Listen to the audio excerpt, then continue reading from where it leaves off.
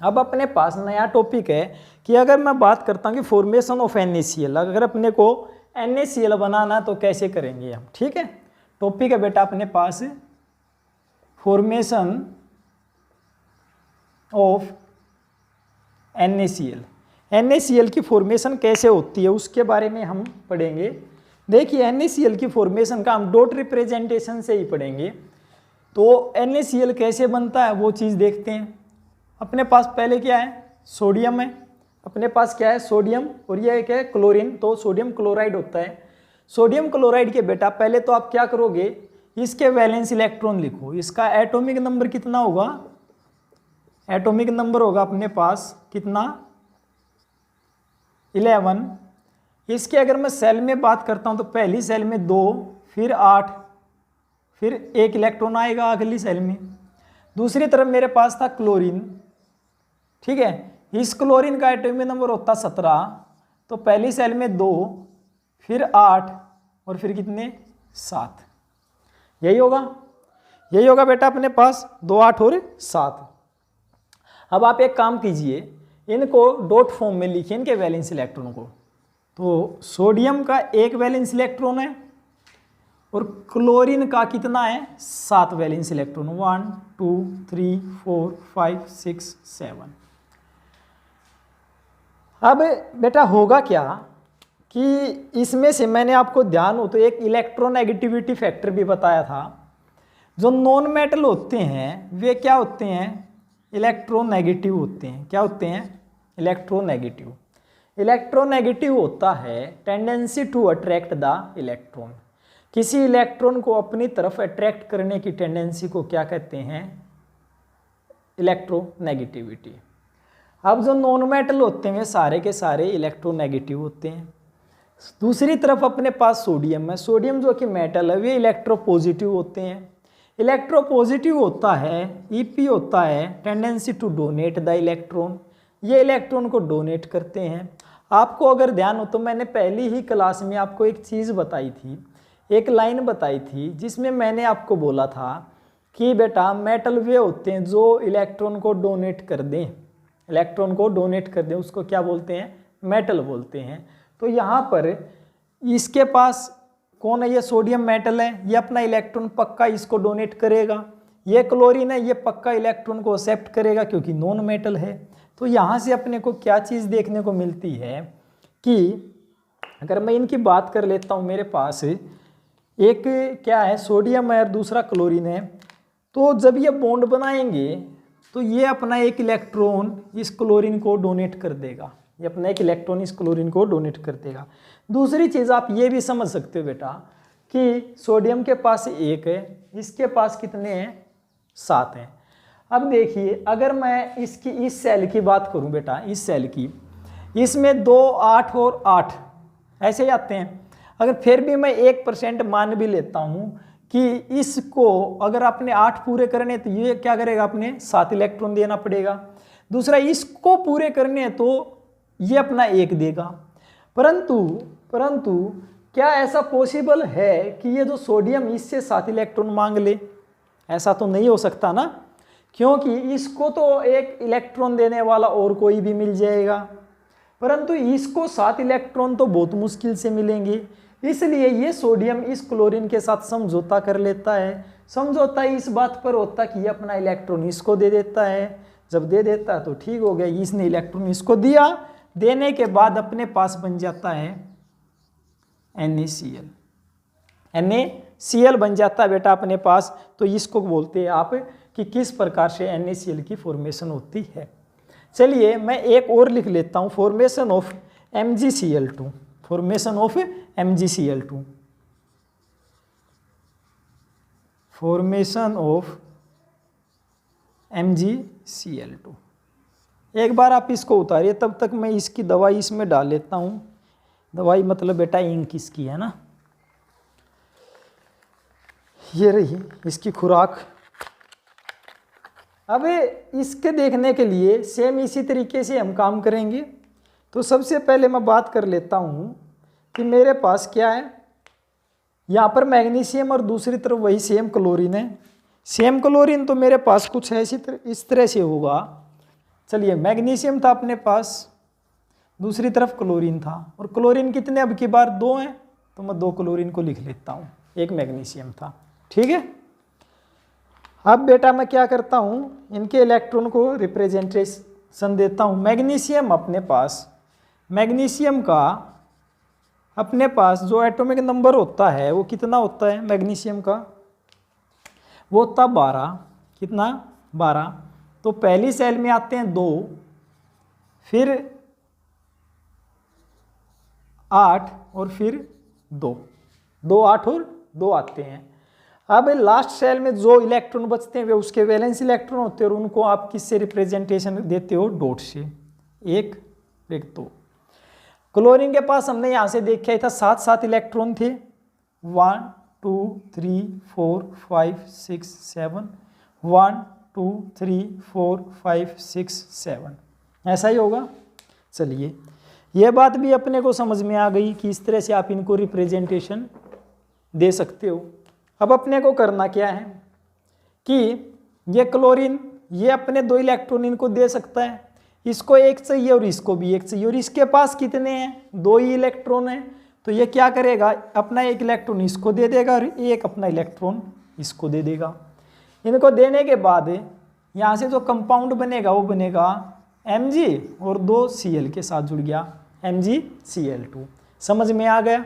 इस प्रकार से कोई कंपाउंड बनता तो जुड़ता है। बेटा एक चीज़ और बता दूँ आपको छोटी सी, अगर ये ब्रेक होगा, अगर ये ब्रेक होगा तो कैसे होगा, ये ब्रेक होने में लिखेगा Mg2 positive plus 2Cl negative. अब देखिए Mg2 पॉजिटिव क्यों लिखा, अब एक मैग्नीशियम ने जब 1 इलेक्ट्रॉन इसको दिया हुआ, जब एक मैग्नीशियम ने इसको 1 इलेक्ट्रॉन दिया होगा इस मैग्नीशियम ने, तो जब कोई इलेक्ट्रॉन को देता है, जब कोई इलेक्ट्रॉन को देता है, किसी को डोनेट करता है, तो खुद के ऊपर कैसा चार्ज आता है, पॉजिटिव चार्ज। तो जब मैग्नीशियम ने एक बार 1 इलेक्ट्रॉन इसको दिया होगा ऊपर वाले को, तो इस मैग्नीशियम के ऊपर एक बार पॉजिटिव आया होगा। जब इसने दूसरा इलेक्ट्रॉन इस क्लोरीन को दिया होगा तो इसके ऊपर एक और पॉजिटिव आया होगा। बेटा देख, 1 इलेक्ट्रॉन एक बार डोनेट करने से 1 पॉजिटिव, 1 इलेक्ट्रॉन दूसरे को एक बार डोनेट करने से दूसरा पॉजिटिव। एक क्लोरीन ने 1 इलेक्ट्रॉन एक्सेप्ट किया, जो इलेक्ट्रॉन को एक्सेप्ट करते हैं उनके ऊपर नेगेटिव चार्ज होता है। दूसरा क्लोरीन है, इस क्लोरीन के ऊपर जब इसने अपना मैग्नीशियम ने 1 इलेक्ट्रॉन इसको दिया था तो इसके ऊपर भी एक नेगेटिव आया होगा। तो जब हम ब्रेक करके लिखते हैं, यहाँ से आपको पता चल रहा है कि मैग्नीशियम के ऊपर 2 पॉजिटिव और 2 क्लोरीन के ऊपर एक नेगेटिव। अगर मैं इनको इकट्ठा करके लिखूं तो मैं 2Cl नेगेटिव लिख लूँ कि 1 क्लोरीन पर 1 नेगेटिव, 2 पर कितना होगा, 2 नेगेटिव, तो 2 क्लोरीन पर कितना है, टोटल 2 नेगेटिव है। ठीक है, ये यहीं पे यही चीज़ लिखना चाहता है, Mg2 पॉजिटिव और प्लस Cl नेगेटिव, और ये अगर एक एक दिखाओ तो आप इसको Cl नेगेटिव, बट आप इस तरह से रिप्रेजेंटेशन नहीं देते हो। ठीक है, बात तो वही है, इसको इकट्ठा करके लिखोगे तो इसके सामने 2 लगा दो।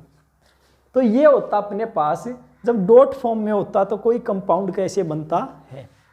समझ में आ गया समझ में। चलिए ठीक है, कर लोगे ना, ठीक है। अब हम टॉपिक जो पढ़ने जा रहे हैं, प्रॉपर्टी ऑफ इलेक्ट्रोवैलेंट या फिर आयनिक कंपाउंड। आयनिक कंपाउंड की प्रॉपर्टी को डिस्कस करेंगे बेटा अब हम। ठीक है, बस ये छोटा सा टॉपिक और पढ़ेंगे हम, फिर उसके बाद कोई नया टॉपिक पढ़ेंगे जो कि आपकी नेक्स्ट क्लास में होगा। ठीक है, देखिए बेटा, चलिए क्या कहता है, चला जरा देख लेते हैं। Property of ionic compound, properties of ionic compound. Ionic compound की प्रॉपर्टी क्या होगी। सबसे पहले बात करते हैं कि फिजिकल स्टेट की। सबसे पहले बेटा हम बात करते हैं किसकी, फिजिकल स्टेट की। फिजिकल स्टेट, बेटा फिजिकल स्टेट का मतलब कोई चीज़ दिखने में कैसी होती है। कोई चीज़ जब दिखती है तो फिजिकली दिखती है तो कैसी होती है। जैसे अब आप मेरे को देख रहे हो, फिजिकली वे से पता चल रहा है। अब मेरे अंदर क्या रिएक्शन हो रही है, वो केमिकली है, केमिकल्स की वजह से होता है। आप कहोगे सर बॉडी में केमिकल्स कहाँ से आ गए? बॉडी में बेटा बहुत सारे केमिकल्स होते हैं, ठीक है। कभी डिस्कस करेंगे, कोई बायोलॉजी की क्लास में हम डिस्कस करेंगे उस चीज़ को। चलिए कोई फिर भी हम फिजिकल स्टेट, मतलब कि कोई चीज़ दिखने में कैसी होती है उसको उसकी फिजिकल स्टेट कहा जाता है। अब फिजिकल स्टेट में कहता है कि जो मोस्टली आयनिक कंपाउंड होते हैं वे क्रिस्टलाइन सॉलिड होते हैं। कैसे होते हैं ये? क्रिस्टलाइन सॉलिड, क्रिस्टलाइन सॉलिड होते हैं। क्रिस्टलाइन सॉलिड का मतलब क्या है? क्रिस्टल्स की फॉर्मेशन होना, क्रिस्टल्स की फॉर्मेशन होना बेटा, क्रिस्टल फॉर्म। जो कंपाउंड क्रिस्टल्स बनाते, क्रिस्टल्स का मतलब होता है छोटे छोटे नकुले, जैसे नुकीले टाइप में कोई मैं ये बात करूँ कि पत्थर से होते हैं ना, जैसे कांच टूट जाता है, कांच टूट जाता है ना तो नुकीला बन जाता है। तो इसी प्रकार से जो भी आयनिक कंपाउंड होते हैं वे क्रिस्टल्स फॉर्म में बनते हैं। मतलब कि हम थोड़े थोड़े उनको पत्थर टाइप में बोल सकते हैं, क्रिस्टल्स बनते, चमकते हैं वे, ठीक है। जैसा कि आप इस पिक्चर में देख सकते हो इस तरह से, है ना, क्रिस्टल इस पिक्चर में आप देख सकते हो इस तरह से, ठीक है। अब एक क्रिस्टल फॉर्म में होगा। दूसरा बात करता है कि ये पहला तो हो गया, दूसरा होता हार्ड होते हैं। हार्ड तो बेटा होंगे ही होंगे, क्योंकि मैंने आयनिक बॉन्ड बताया था, एक सोडियम और एक क्लोरीन। तो सोडियम ने अपना एक इलेक्ट्रॉन इसको डोनेट किया था, तो ये बन गया था NaCl। NaCl जो ये बॉन्ड बना था ना, इसके कारण ये हार्ड होते हैं, क्योंकि इनके बीच में जो फोर्स ऑफ अट्रैक्शन होता है ना, वो स्ट्रॉन्ग फोर्स ऑफ अट्रैक्शन होता है। कैसा होता है? Strong force of attraction. Strong force of attraction कैसे बना? क्योंकि इसने कंप्लीट अपना एक इलेक्ट्रॉन इसको डोनेट कर दिया, तो इनकी अच्छी दोस्ती हो गई, अच्छी दोस्ती हो गई। दोस्ती इतनी अच्छी हुई कि इनके बॉन्ड अच्छे बन गए, बॉन्ड अच्छे बन गए तो ये कैसे बन गए? हार्ड बन गए, है ना। ऐसा ही होता है। चलिए, फोर्स ऑफ अट्रैक्शन की वजह से होता है। तीसरा है कि इनकी रेगुलर अरेंजमेंट होती है, ठीक है। थर्ड पॉइंट इनका कि रेगुलर अरेंजमेंट।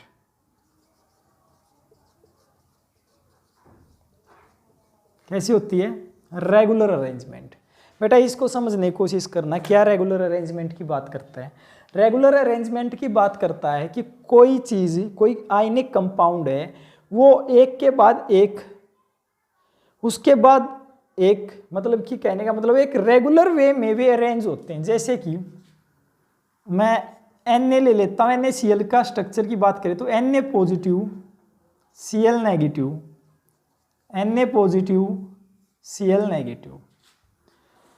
दूसरा Cl negative Na positive, Cl negative और यहाँ पर Na पॉजिटिव।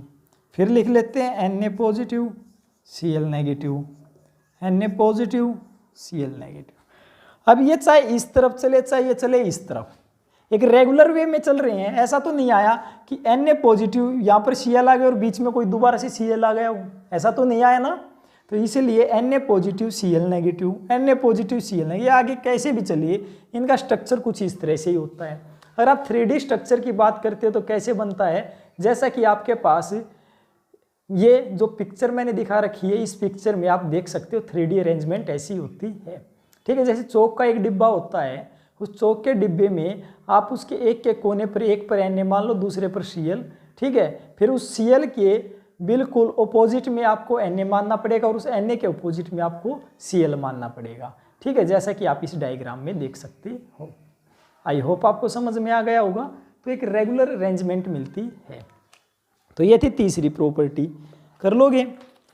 अब इसकी अगली प्रॉपर्टी है कि सोल्यूबिलिटी कैसी होती है, ठीक है। तो हम सोल्यूबिलिटी की बात करते हैं।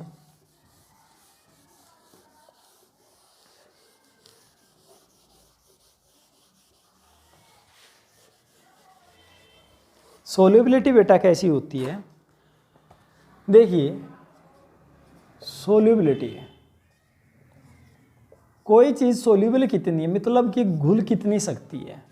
अब आपको पता है जो पानी होता है H2O होता, पानी होता है, ये H2O कुछ इस तरह से होता है। अगर मैं इसकी बात करूँ तो इसके ऊपर नेगेटिव चार्ज होता, थोड़ा सा स्लाइटली नेगेटिव, इसको स्लाइटली वर्ड बोलते हैं, और इसके ऊपर पॉजिटिव और इसके ऊपर भी स्लाइटली पॉजिटिव। क्यों? क्योंकि ये क्या होता है, इलेक्ट्रोनेगेटिव होता है और ये इलेक्ट्रो पॉजिटिव होते हैं, ये अपना इलेक्ट्रॉन इसको डोनेट कर देते हैं। चलिए फिर भी मान लिया अपने पास कुछ इस तरह का हो जाता है। अब ये इलेक्ट्रॉन को एक्सेप्ट करते और जो इलेक्ट्रॉन को एक्सेप्ट करता तो उनके ऊपर कैसा चार्ज आता है, नेगेटिव, इसलिए हमने इसको ऐसा दिखा लिया।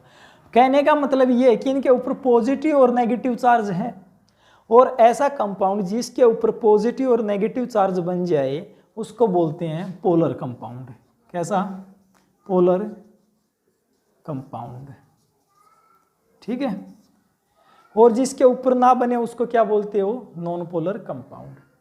अब दूसरी तरफ अपने पास कौन था, Na और Cl। जैसे कि NaCl था, ये भी एक आयनिक कंपाउंड था, उन्हीं की हम सोल्युबिलिटी की बात करते हैं। NaCl किस में ब्रेक हो जाता है, Na positive plus Cl negative में ब्रेक हो जाता है। ये मैंने ब्रेक होने का बताया था क्योंकि अपना एक इलेक्ट्रॉन जब इसको डोनेट कर देगा तो इसके ऊपर नेगेटिव चार्ज आ जाएगा और इसके ऊपर पॉजिटिव आ जाएगा। अब इनके ऊपर भी कहीं ना कहीं पॉजिटिव और नेगेटिव है, तो पॉजिटिव और नेगेटिव हो तो ये क्या करेंगे, जो नेगेटिव पार्ट है वो पॉजिटिव के साथ अट्रैक्ट हो जाएगा और जो पॉजिटिव वो नेगेटिव के साथ अट्रैक्ट हो जाएगा। इस प्रकार से ये अच्छे सोल्यूबल होते हैं किसमें, पानी के साथ। ये पोलर के अंदर अच्छे सोल्यूबल होते हैं और ये अच्छे सोल्यूबल नहीं होते किसमें, नॉन पोलर में।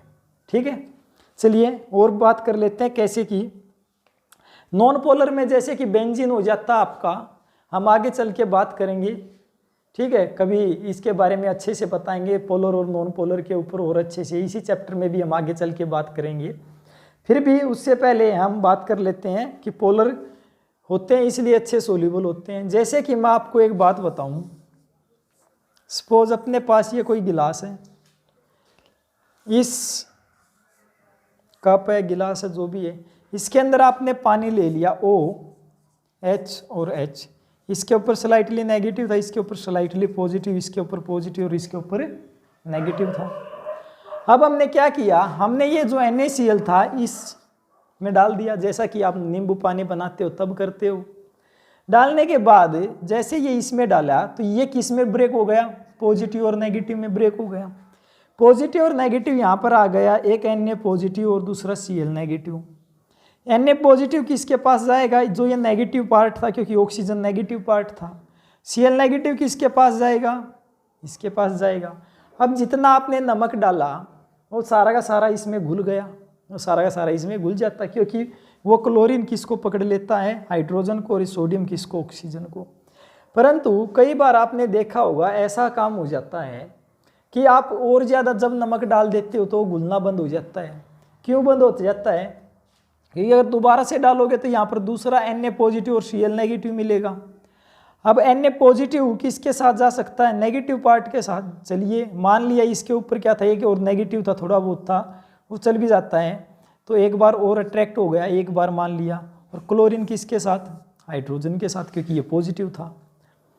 फिर भी हमने कहा अब भी थोड़ा बहुत घुल सकता था, परंतु थर्ड टाइम हमने एक बार फिर से अगर इसके अंदर NaCl डाल दिया, Na पॉजिटिव और Cl नेगेटिव, ये Na पॉजिटिव किसके पास जाएगा, कहीं पर रास्ता बचा इसको चिपकने के लिए, क्योंकि यहाँ पर कोई नेगेटिव नहीं बचा। जितना नेगेटिव था वो तो पहले ही सोडियम उसको कवर कर गया, ना ही क्लोरीन के पास कोई हाइड्रोजन बचा यहाँ पर कि वो उसके साथ जुड़ सके। तो अब यहाँ पर जितना भी आप ऊपर से नमक डालोगे वो घुलना बंद हो जाएगा। तो ये रीज़न रहता है किसका, इस NaCl का, क्यों घुलता और क्यों नहीं घुलता।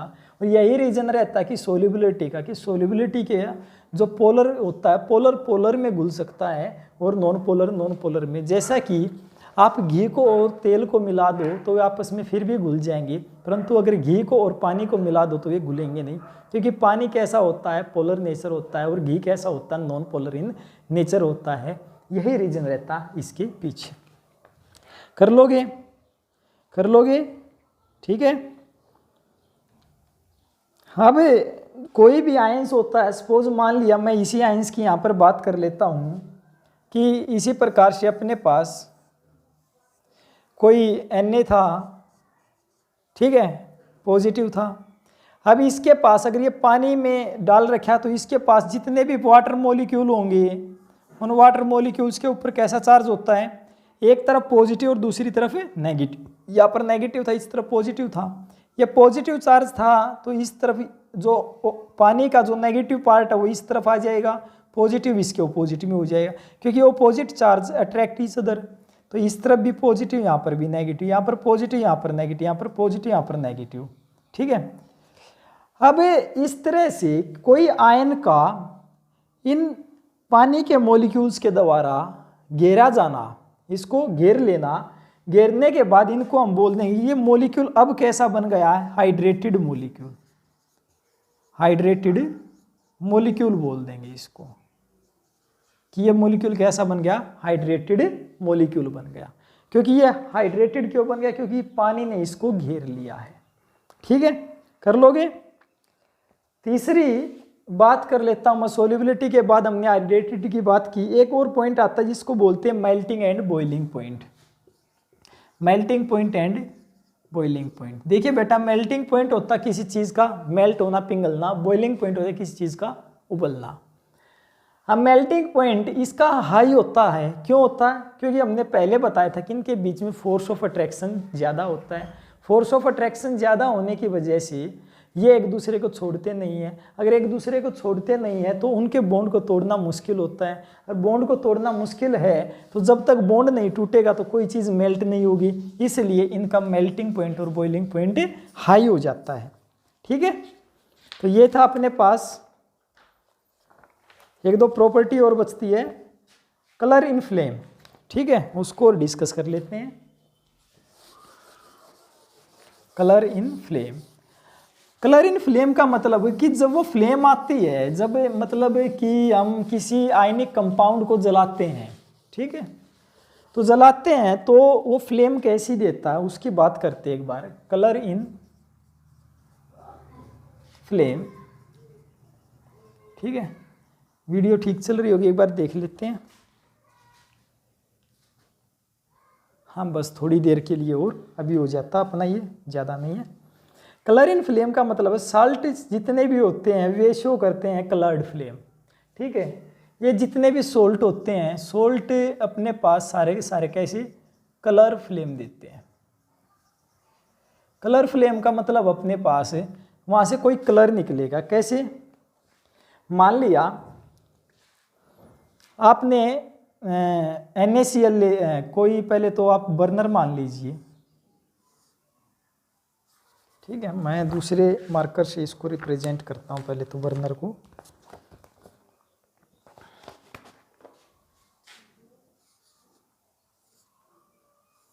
ये अपने पास बर्नर है। मैं कोई लैंप मान सकते हो और वहाँ से क्या निकल रही है, अच्छी नहीं बनी, चलिए जो भी है इस तरह से। अब आपने इसके बाद क्या किया, आपने एक स्पैचुला लिया। जैसे अपनी चम्मच होती है, आपकी लैब में एक स्पैचुला होता है कुछ इस तरह का।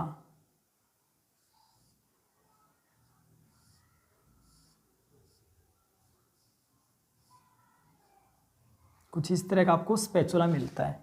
इस स्पैचुला में आप यहाँ पर क्या करते हो, NaCl लेते हो। उस NaCl को ले जाके अब इस आग के ऊपर जैसे इसको इस तरह से करते हो तो यहाँ से जब ये फ्लेम इसके कांटेक्ट में आती है, इस NaCl के कांटेक्ट में आती है, तो यहाँ से क्या करती है, यहाँ से जब आप ऊपर देखोगे तो यहाँ से कोई कलर्ड फ्लेम निकलेगी। कैसी, कलर्ड फ्लेम निकलेगी। कलर्ड फ्लेम निकलने का मतलब क्या है कि यहाँ से कलर प्रोड्यूस होगा।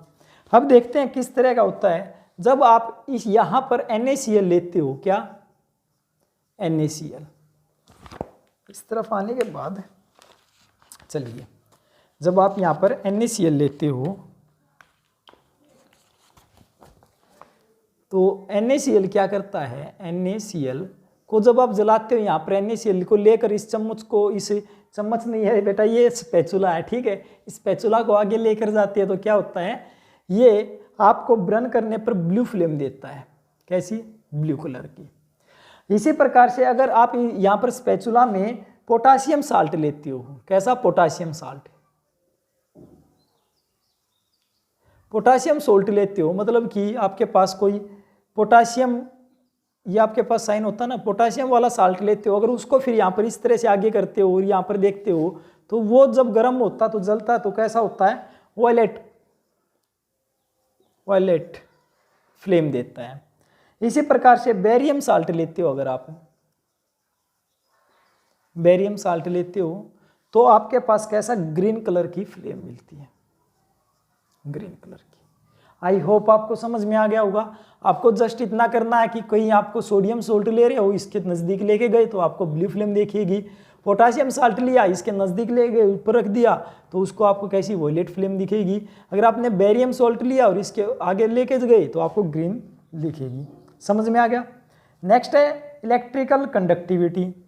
अब ये पॉजिटिव नेगेटिव में तो टूटते ही, हमने ये बता ही दिया जितने भी होते हैं आयनिक कंपाउंड, जिसकी वजह से ये इलेक्ट्रिसिटी को कंडक्ट करते हैं। तो ये क्या करते हैं, कंडक्ट इलेक्ट्रिसिटी। एक और पॉइंट अपने पास, ये कंडक्ट इलेक्ट्रिसिटी, ठीक है। कोई डाउट? और आयनिक रिएक्शन तो देते ही हैं। आयनिक रिएक्शन देने का मतलब क्या है कि आयनिक रिएक्शन, अब आयंस में टूटते हैं तो ऑब्वियस सी बात आयनिक रिएक्शन देंगे। कैसी? जैसे कि सिल्वर नाइट्रेट अपने पास AgNO3 होता है।